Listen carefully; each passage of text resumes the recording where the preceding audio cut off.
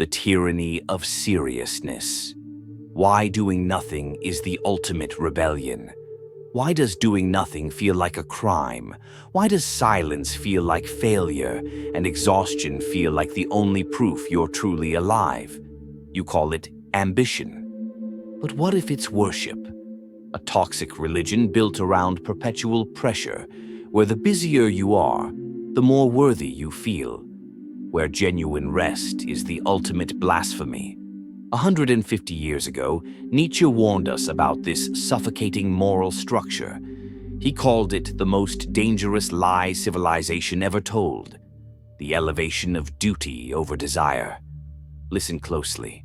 The hum of deadlines, the cold glow of screens, the relentless 9-to-5 loop, the heartbeat that simply will not slow down.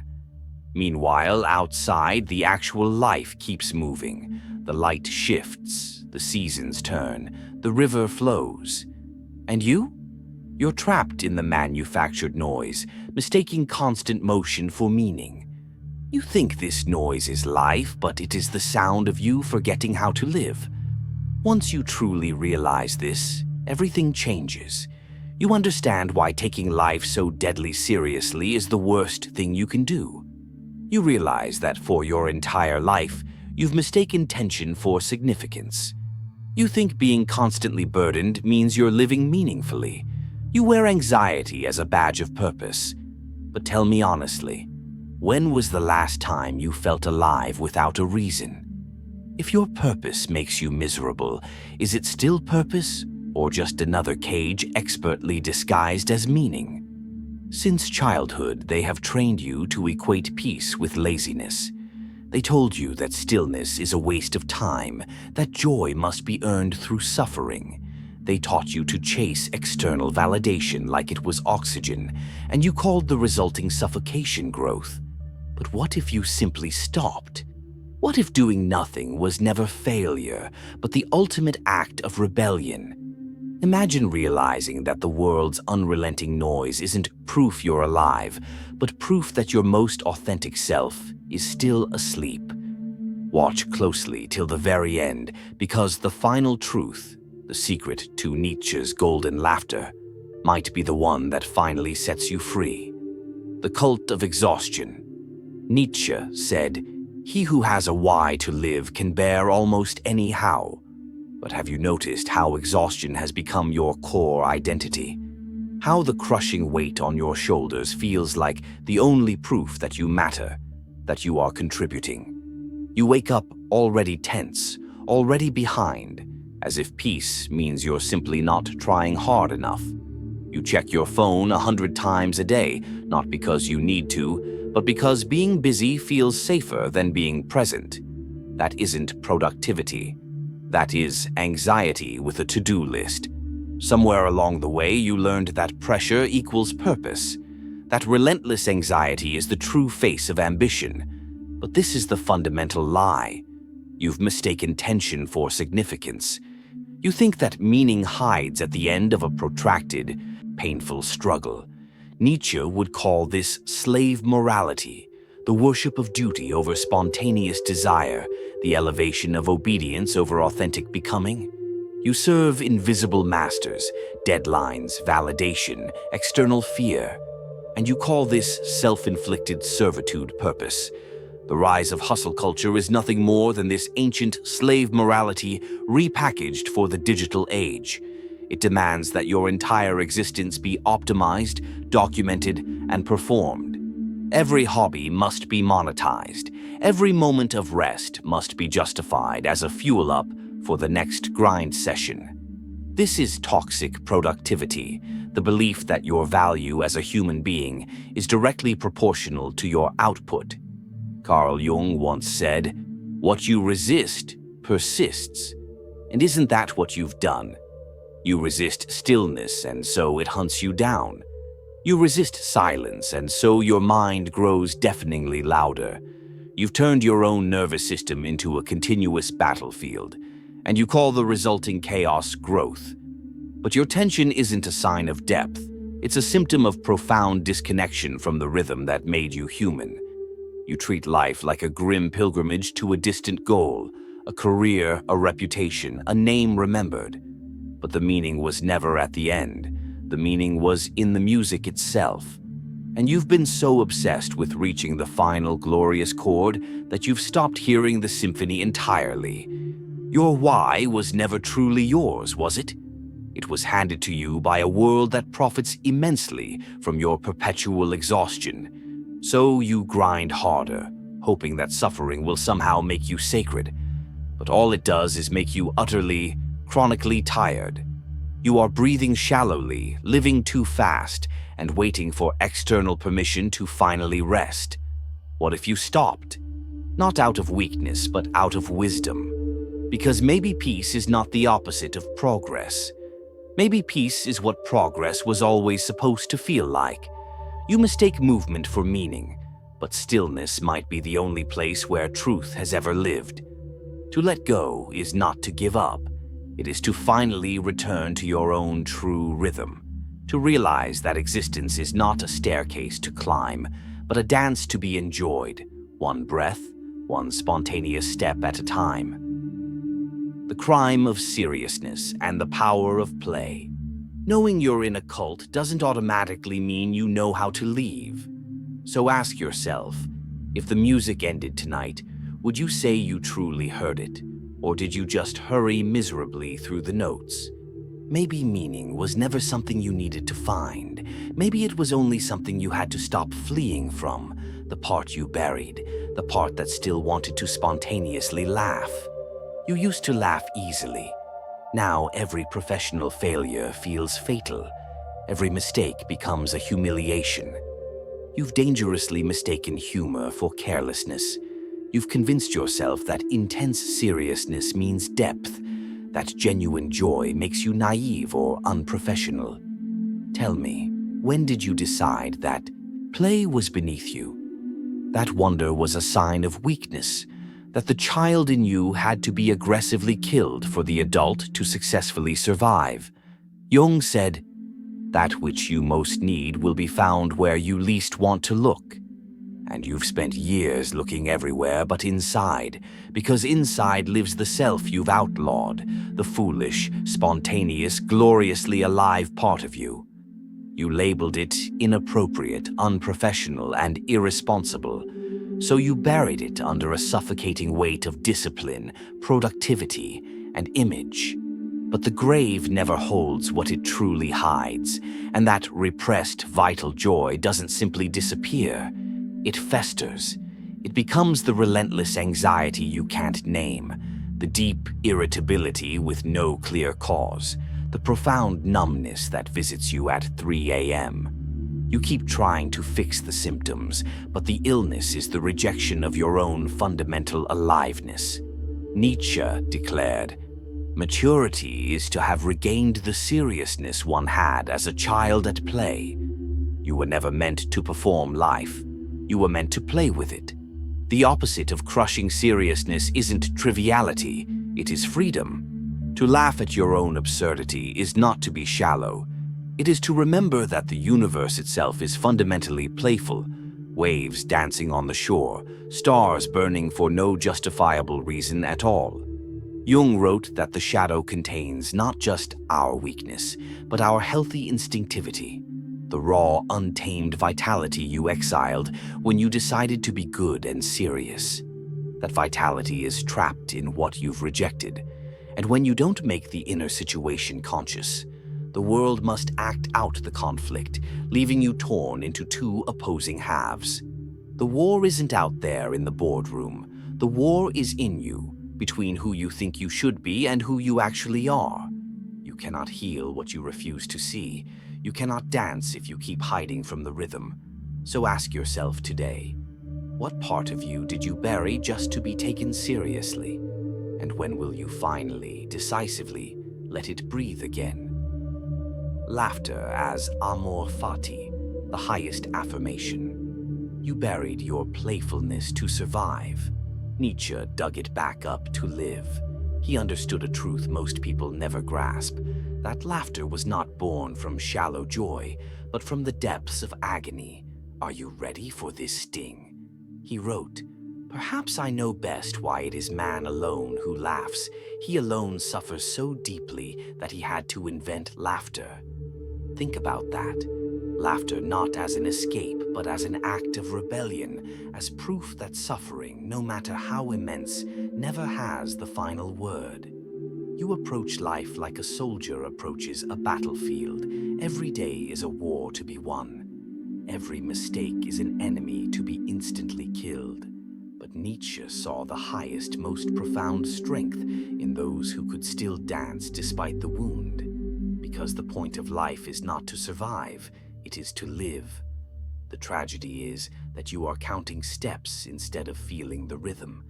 You've dangerously confused progress with presence. In Zarathustra, Nietzsche said that laughter is a sign of recovery from excessive seriousness.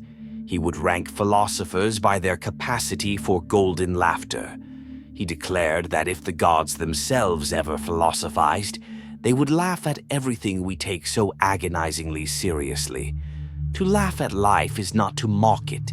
It is to meet it as an equal. It is to stare directly into suffering and smile without flinching. That's not apathy. That is mastery, and that is genuine maturity. Nietzsche called this state amor fati, the absolute love of fate. It is his formula for true greatness. To want nothing to be different, not forward, not backward, not for all eternity. It is not merely to bear what is necessary, but to love it completely. Nietzsche asked the ultimate question: what if a demon told you that this life, every joy, every pain, every breath, must be lived again and again, infinitely, exactly as it is? Would you curse the demon, or would you say yes? To laugh at life is to say yes. To dance in the storm is to say yes. To die still smiling at the absurdity and the beauty of it all, that is the highest affirmation possible. Apollo and Dionysus, the sacred chaos. The core war is this: you treat life like a complex problem to be solved, never a magnificent song to be heard. You measure, plan, and relentlessly control. You wake up already calculating how to efficiently survive the day. Every moment is optimized, but none are truly lived. You worship control because you profoundly fear chaos. You fear what cannot be predicted and what refuses to fit your relentless schedule. But life was never meant to be controlled. It was meant to be moved through, like music, like laughter, like breath. Nietzsche wrote, "One must have chaos in oneself to give birth to a dancing star." You've mistaken chaos for danger, but it is the fertile soil of all true creation, effortless action, flowing without forcing, doing without doing. This is where the ancient Greeks quietly agree. They understood the existence of two divine forces: Apollo, the god of light, reason, order, and control, and Dionysus, the god of chaos, ecstasy, unity, and wildness. Nietzsche said they were not enemies, but partners, two halves of the same divine heartbeat. Apollo gives form, Dionysus gives life. Without one, the other collapses. Without Apollo, the world dissolves into madness. Without Dionysus, it hardens into unfeeling stone. Somewhere after Socrates, Western civilization broke the pact. We became obsessed with worshipping Apollo. We exiled Dionysus. We traded wildness for logic, instinct for intellect, and music for measurement. Now you count steps instead of feeling the rhythm. You analyze emotions instead of spontaneously living them. You've turned the sacred dance of life into a financial audit simply because you thought chaos was too dangerous. Jung said that what you repress becomes your fate, and you've repressed the Dionysian inside you, the part that laughs too loudly, loves too deeply, and lives too freely. You've buried the instinct that makes you fully human. That is why you feel so profoundly split, torn between discipline and desire, reason and wild release. Because you are both. You are always both. The task isn't to choose between them. It is to let them live again in sacred tension, to let structure meet surrender, to let logic finally hold hands with chaos. The Greeks looked directly into the abyss and said, yes to life anyway. Can you stop measuring the music long enough to finally feel it? You are the show. Meaning is forged, not found. Can you stop measuring the music long enough to feel it? Because here is the secret they never tell you. There is no score. You keep searching for purpose like it's buried treasure, as if one day you'll stumble upon a sign that says, this is what you were meant to do. But it never comes, does it? You mistake this paralyzing confusion for failure. But it's not failure. It is freedom. You weren't born with meaning waiting inside you. You were thrown into the world unfinished, undefined, and told to invent yourself from scratch. That is why it hurts so much. Freedom isn't comfortable.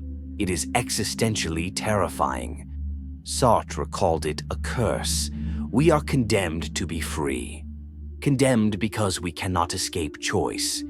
Free because every choice, every conscious step creates the world around us.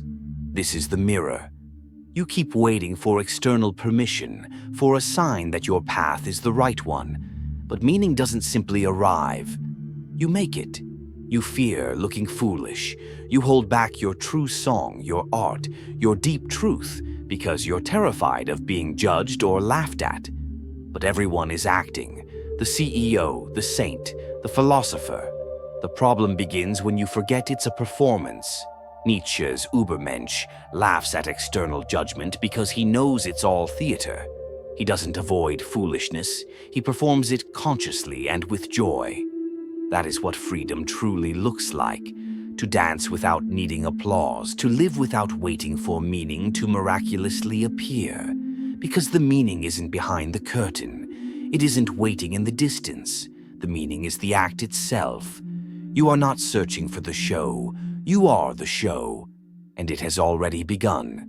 The final rebellion. Becoming the river. You worship control and fear chaos. You plan, schedule, and calculate, trying to hold life in your fist. But life, like water, slips effortlessly through grasping hands. Creation doesn't come from control, it comes from surrender. You've turned existence into a performance. You wake to a checklist, not a sunrise. Even your rest feels rehearsed and optimized. You've become efficient, but hollow. Perfectly timed, yet profoundly detached. Nietzsche warned, the one who kills their chaos also kills their dancing light. You've exiled your chaos. You've mistaken your wildness for shame. And now your inner star flickers, waiting for external permission to burn brightly. You take pain too personally. You think your suffering is a cosmic error, a proof that life is unfair. But Nietzsche knew. Pain is never punishment, it is participation. As he said, to live is to suffer, to survive is to find some meaning in the suffering. You don't need more discipline, you need less rigidity. You don't need more control, you need more surrender. You've mistaken order for peace, control for strength. But true power is the courage to flow with what you cannot command. Start small, start now. Breathe without meticulously managing the breath. Move without measuring the step. Jung taught, no progress or growth is possible until the shadow is adequately confronted. Look there, at what you buried to appear perfect, the playfulness, the foolishness, the instinct to laugh for no reason. That is never weakness, that is pure aliveness. The shadow doesn't just hide your flaws. It hides your forgotten freedoms, the ability to dance without choreography, to create without needing an audience, to love without an agenda. Laugh at yourself, not to mock, but to remember you are still here, whole and vibrant. Laughter instantly reconnects you to being. It dissolves the tyranny of the illusion of control. Let your body remember what your frantic mind forgot. Joy is the proof of life. Stop searching for the cosmic reason behind your heartbeat. There isn't one. And that is not despair. It is the deepest, most radical delight. Nietzsche whispered, "Become who you are." The meaning was never behind the show. The meaning is the show. And you are the show. The music is playing. It has always been playing. Will you keep analyzing the rhythm, or will you finally dance? This is your moment, this breath, this life. Say yes and watch the world come alive again.